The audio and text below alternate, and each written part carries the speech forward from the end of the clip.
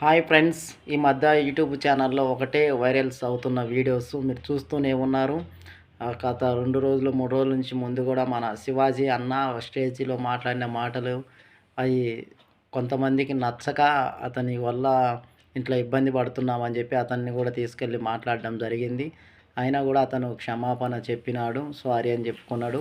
సరే అదే ఏదో తొందరపడి మాట్లాడినానని కూడా ఆయన ఒక తీర్మానానికి వచ్చినప్పటికీ కూడా యూట్యూబ్ ఛానల్లో గానీ, ఇప్పుడు మనం చూస్తున్న సోషల్ మీడియాలో గానీ, అది ఒక్కరితోనే అయిపోలేదు. మళ్ళీ ఈ మధ్యలోనే మన నా అన్వేషణ అనే ఒక యూట్యూబ్ ఛానల్ ఉన్న ఒక అన్న గూడా దాని గురించి మాట్లాడడం జరిగింది. దాని గురించి కూడా ఇప్పుడు సోషల్ మీడియాలో మాట్లాడుతున్నారు.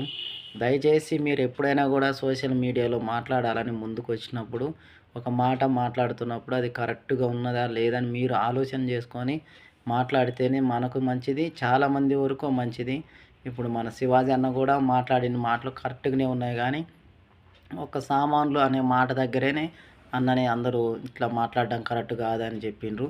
అదే విధంగా చాలా పాటలలో కూడా చాలా సాంగ్స్‌లు ఉంటాయి. కానీ అప్పుడు ఏం పట్టించుకోలేదు. కానీ ఆయన స్టేజ్ మీద ఇట్లా మంచి వస్త్రాలు ఏసుకోవాలా, ప్రకృతికి స్త్రీ అంటేనే ఒక అమ్మ లెక్కుంటది అనే ఒక భావన ఆయన మనకు తెలియజేసినప్పటికీ కూడా అతను సామాన్లని ఎందుకు అన్నాడని చెప్పి దాని మీద అతనికి కేసు కూడా నమోదైంది. దాని మీద కూడా ఆయన క్షమాపణ చెప్పడానికి కూడా ముందుకొచ్చినాడు. అయినప్పటికీ కూడా ఇంకా సోషల్ మీడియాలో ఇంకా మాట్లాడుతూనే ఉన్నారు వీట్ల గురించి. దయచేసి మీరు ఎప్పుడైనా కూడా ఏదైనా మాట్లాడేటప్పుడు కూడా మంచిగా మాట్లాడండి. ప్రతి ఒక్కరి గురించి కూడా మాట్లాడేటప్పుడు కూడా జాగ్రత్తగా ఆలోచన చేసుకొని మాట్లాడండి. మన క్రైస్తవులు కావచ్చు, హిందూ సోదరులు కావచ్చు, ముస్లిం సోదరులు కావచ్చు, ఎవరమైనా మన మనుషులమే కాబట్టి ఒక మాట్లాడుతున్నప్పుడు ఏదైనా మిస్టేక్‌లు జరుగుతుంటాయి.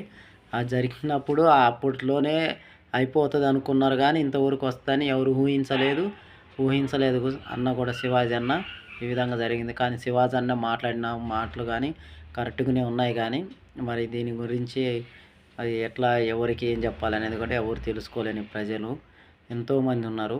కాబట్టి ఆయనకి ఎంతోమందిగా సపోర్టింగ్ చేస్తున్నాడు కరెక్ట్‌గా మాట్లాడినారని. కానీ ఆయనకు వ్యతిరేకంగా కూడా కొంతమంది ఇది కరెక్ట్ కాదని చెప్పి కూడా మాట్లాడుతుండ్రు. ఈ మధ్యలోనే నా అన్వేషణ అన్న కూడా ఈ విధంగా మాట్లాడడం జరుగుతుంది. దయచేసి మీరు ఎవరైనా కూడా సోషల్ మీడియాలో ఉన్నోళ్ళు, యూట్యూబ్ ఛానల్ ఉన్నోళ్ళు కూడా మీరు మాట్లాడే ప్రతి ఒక్క మాటను కూడా మీరు ఆలోచన చేసుకొని కొంచెం ప్రజలకు ఉపయోగపడే మాటలు మాట్లాడాలని, ఎదుటి మనిషిని మనం మాట్లాడేటప్పుడు కరెక్ట్ కాదు అని మాట్లాడుకునే విధానాన్ని కూడా మీరు తెలుసుకోవాలని ఈ వీడియో ద్వారా మీకు నేను తెలియజేస్తున్నాను. Praise Lord friends.